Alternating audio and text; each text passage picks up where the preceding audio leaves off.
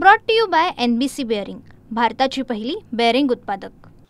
मागील 3 दिवसांपासून पश्चिम विदर्भात संततधार पाऊस सुरू आहे आणि या पावसामुळे मोठ्या प्रमाणावर शेतपिकांचं नुकसान झालेलं आहे। मी सध्या अमरावती जिल्ह्यातील मोर्शी तालुक्यातल्या एका शेत शिवारामध्ये आहेत।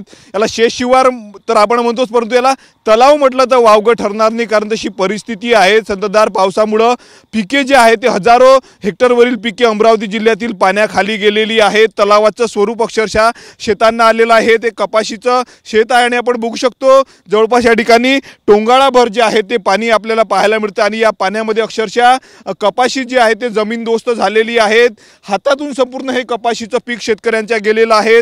कपाशी असेल, दुसरीकडे सोयाबीन आहेत, तूर आहेत आणि संत्रा बागांचं जे आहे ते मोठ्या प्रमाणावर चांदूर बाजार तालुका असेल किंवा मग मोर्शी वरुड तालुक्यामध्ये नुकसान झालेलं आहे। आपण दृश्यांमध्ये बघू शकतो या ठिकाणी मी कॅमेरामॅनला सांगतोय ही कपाशीचं झाड आहे। जवळपास 2.5-1 फूट कपाशीचं हे झाड असणार आहे। पूर्ण झाड जे आहे ते जमीनदोस्त झालेलं आहे।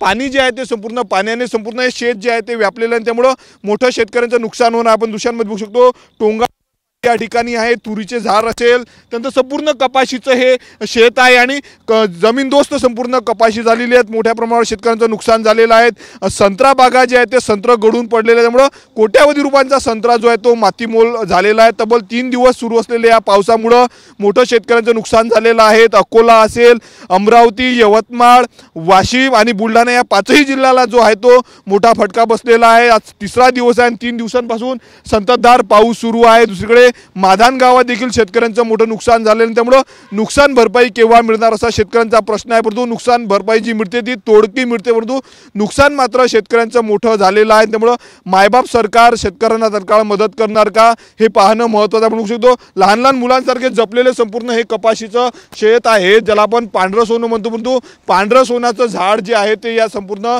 पाण्यामध्ये भिजलेलं आहे। तलाव सदृश्य संपूर्ण परिस्थिती जर आपण पाहिली तर अमरावती जिल्ह्यातील अनेक भागामध्ये पाहायला मिळते। तिवसा तालुक्याला देखील काल झालेल्या पावसानं मोठ्या प्रमाणावर झोडपलेलं आहे। कॅमेरामॅन निकेत दहातोंडेसह मी Swapnil Umap, TV9 Marathi, Morshi, Amravati. Brought to you by NBC bearing, भारताची पहिली बेअरिंग उत्पादक।